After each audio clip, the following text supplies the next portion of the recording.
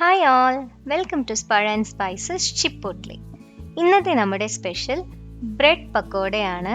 സാധാരണ നമ്മളിങ്ങനെ വീട്ടിലൊക്കെ വെറുതെ ഇരിക്കുമ്പോൾ പെട്ടെന്ന് ഒരു സ്നാക്ക് ഐറ്റം ചെയ്യാൻ തോന്നുമ്പോൾ ഏറ്റവും എളുപ്പത്തിൽ ചെയ്യാവുന്ന ഒരു സ്നാക്ക് ഐറ്റമാണ് ഇത്.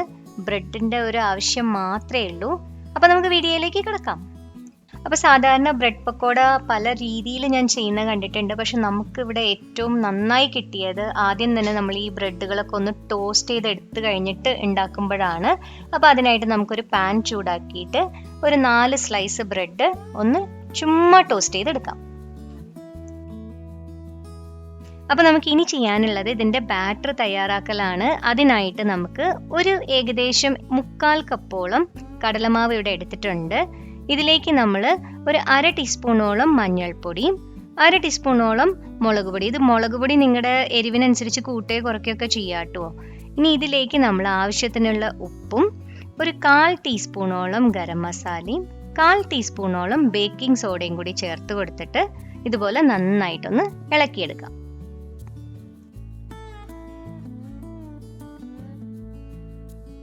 ഇനി ഇത് കടലമാവ് ആയതുകൊണ്ട് വയറിന് ഗ്യാസ്ട്രിക് പ്രോബ്ലംസ് ഒന്നും ഉണ്ടാവാതിരിക്കാൻ വേണ്ടിയിട്ട് നമുക്ക് ഇതിലേക്ക് ഒരു 2 നുള്ളോളം കായം കൂടെ ചേർത്ത് കൊടുത്തിട്ട് വീണ്ടും ഒന്ന് നന്നായിട്ട് ഇളക്കാം. ഇനി ഇതിലേക്ക് നമുക്ക് കുറേശ്ശെയായിട്ട് വെള്ളം ആഡ് ചെയ്ത് കൊടുത്തിട്ട് അത്യാവശ്യം ലൂസുമല്ല എന്നാൽ തിക്കുമല്ലാത്ത ഒരു മീഡിയം കൺസിസ്റ്റൻസിയിൽ ബാറ്റർ തയ്യാറാക്കാം. നമ്മുടെ പക്കോടയുടെ ബാറ്റർ റെഡി ആയിട്ടുണ്ട്. ഒരു 5 മിനിറ്റോളം അതൊന്ന് റെസ്റ്റ് ആയിക്കോട്ടെ. ആ സമയത്ത് നമുക്ക് ഒരു ചീനച്ചട്ടിയിലേക്ക് വറക്കാൻ ആവശ്യമായിട്ടുള്ള എണ്ണ ഒഴിച്ചു കൊടുത്തിട്ട് ഒന്ന് ചൂടാക്കാം.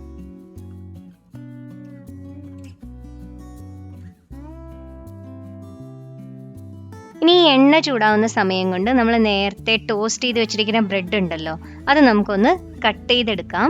ഞാനിവിടെ ഓരോ പീസ് ഓഫ് ബ്രെഡും ഇങ്ങനെ ഒരു 4 ചതുര കഷ്ണം പോലെയാണ് കട്ട് ചെയ്തെടുത്തിരിക്കുന്നത്. നിങ്ങൾക്ക് ഇഷ്ടമുള്ള ഷേപ്പിൽ എടുക്കുക കേട്ടോ. അപ്പോൾ നമ്മുടെ 4 പീസ് ബ്രെഡിൽ നിന്ന് ഏകദേശം നമുക്കൊരു 16 പീസ് പക്കോട ഉണ്ടാക്കാൻ പറ്റും. അപ്പോൾ ഇതാ എണ്ണ നല്ലോണം ചൂടായിട്ടുണ്ട്. ഇനി നമ്മളിതാ മുറിച്ച് വെച്ച ബ്രെഡിന്റെ പീസസ് ഓരോന്നായിട്ട് ഈ ബാറ്ററിലേക്ക് ഇട്ട് കൊടുത്തിട്ട് നമുക്ക് എണ്ണയിലേക്ക് ഇട്ട് വറുത്തുകോരി എടുക്കാം. ഈ വറക്കുമ്പോൾ ഒരു കാര്യം നമ്മൾ പ്രത്യേകം ശ്രദ്ധിക്കണം, ഒട്ടും ഫ്ലെയിം ഹൈ ആക്കരുത്. ലോ ഫ്ലെയിമിൽ ഇട്ടിട്ട് വേണം നമുക്കിത് ഫുള്ളായിട്ട് വറുത്തുകോരി എടുക്കാൻ.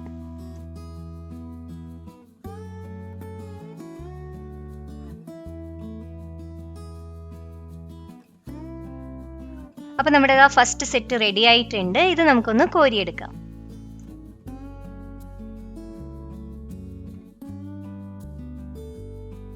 അപ്പോൾ ഇതുപോലെ നമുക്ക് ബാക്കിയുള്ള ബ്രെഡിന്റെ പീസസും കൂടെ ഒന്ന് ഫ്രൈ ചെയ്തെടുക്കാം.